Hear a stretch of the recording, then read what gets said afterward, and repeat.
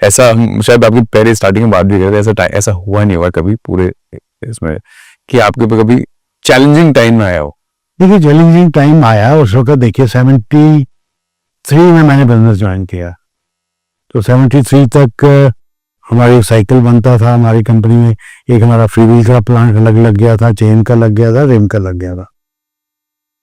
और उस वक्त 76-7 के बाद थोड़ा बहुत यहाँ पर मिलिटेंसी का टाइम भी आया। Okay, that was a challenging time till 80 से लेके लेट 99 तक बहुत डिफिकल्ट टाइम था। और कैसे गए चैलेंजेस? मतलब कर्फ्यू भी यहाँ लगा, फैक्ट्री 15-20 दिन बंद रही। अच्छा, यहाँ की लेबर भी जो यूपी बिहार की थी वो भी से वापस चले गए। और बड़ा कोई बाहर से दूसरी स्टेट से भी लोग यहाँ नहीं आ रहे थे मांस पीने के लिए। तो but still anyhow we manage, भी जैसे भी था अपना काम चलता रहा थोड़ा बहुत। तो फिर उसके बाद हमारे को स्टील की बड़ी दिक्कत थी, तो स्टील की दिक्कत से हमारी फैमिली ने सोचा भी स्टील से हमको बैकवर्ड इंटीग्रेशन करना चाहिए। कोई स्टील का प्लांट यहाँ नहीं था, तो कोल्ड रोल स्ट्रिप बनाने के लिए हमारी फैमिली ने सोचा कोल्ड रोल स्ट्रिप बनानी चाहिए। तो कोल्ड रोल स्ट्रिप उस वक्त वो भी अंडर लाइसेंस था, लाइसेंस चाहिए था तभी हम बना सकते थे।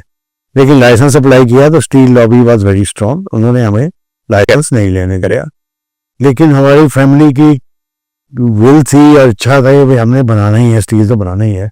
तो हमने अपना वर्किंग कैपिटल जो दूसरी कंपनियों में था कुछ था, हमने कुछ लोकल मशीनरी यहाँ से ली, कुछ थोड़ा बहुत इंपोर्ट करके हमने स्टील मिल लगा दी।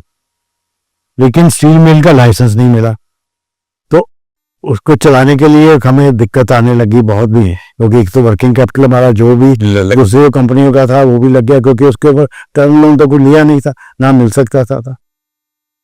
तो फिर यहाँ पर सेंट्रल गवर्नमेंट में बहुत हमने हल्ला किया, सब कुछ कर आके हमने हिम्मत करी, हमारे लोकल जो चैम्बर ऑफ कॉमर्स थे, लोकल इंडस्ट्री ने सपोर्ट किया भी इनको कम से कम कैप्टिव यूज के लिए लाइसेंस दे।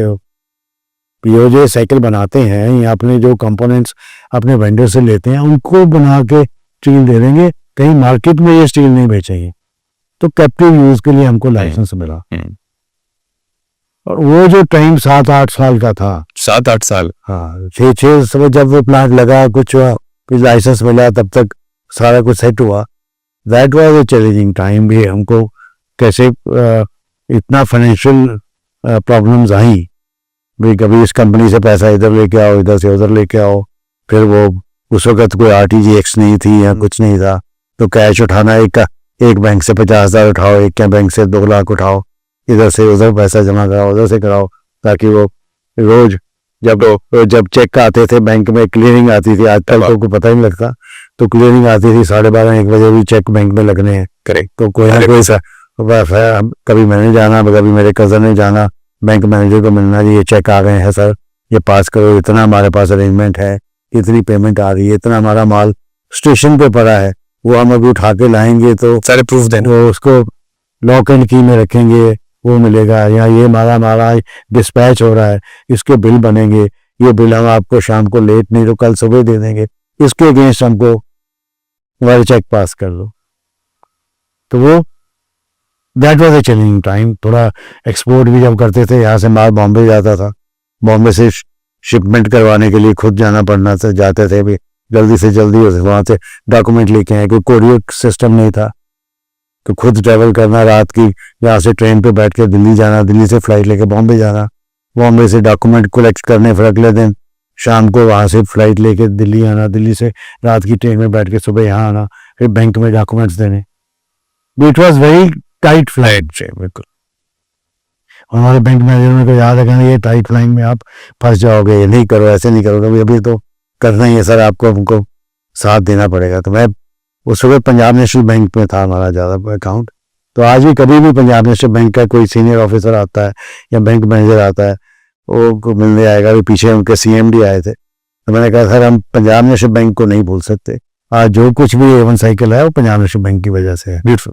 और उन्होंने हमारे टेस्टिंग टाइम में हमके ऊपर ट्रस्ट किया और हमको साथ रखा, और हमें जितनी भी एडिशनल लिमिट चाहिए थी वो दी, तो हम यहाँ खड़े हैं।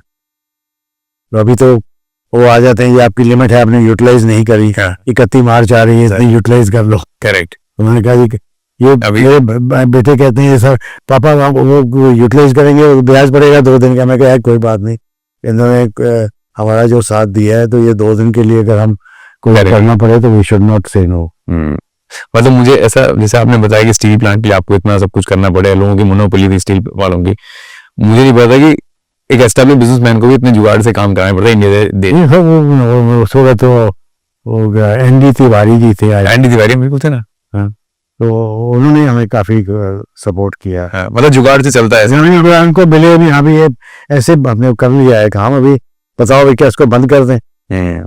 ND तिवारी जी आप कभी पंजाब आए तो उनको मुझे मालूम है सर। फैक्ट्री ले आए, उनको फैक्ट्री में दिखाया, ये जैसे सब मिल लगाई है और उसमें छोटे स्केल पे है, जिसको हम बड़ा करेंगे, लेकिन हमारा जो बनेगा, हमारी साइकिल की जो प्राइस है वो ज़्यादा ना बढ़ जाए, हमने इसलिए लगाया। करेक्ट। ये साइकिल जो है अफोर्डेबल रहे और गरीब आदमी के हाथ से नहीं निकले। तो सब ये देखो सर, साइकिल आज भी 3500-4000 की आपको साइकिल मिल जाती है। बिल्कुल।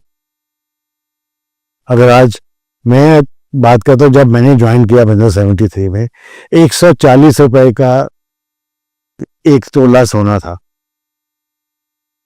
और 140 रुपए की साइकिल थी, और 25 रुपए का ही आपका बजाज या वेस्पा स्कूटर।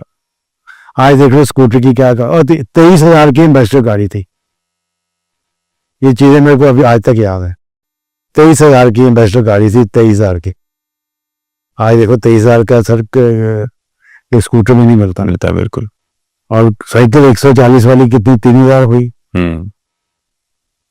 और गोल्ड एक कहाँ पहुंच गया सर, गाड़ियां कहाँ पहुंच गई, स्कूटर मोटरसाइकिल कहाँ पहुंच गया। ये साइकिल क्योंकि लुधियाना में ही बनता था, यहाँ के लोग मेहनती थे और हर चीज को हम तो एक एक पैसे की स्क्रैप भी काउंट करते हैं इनमें।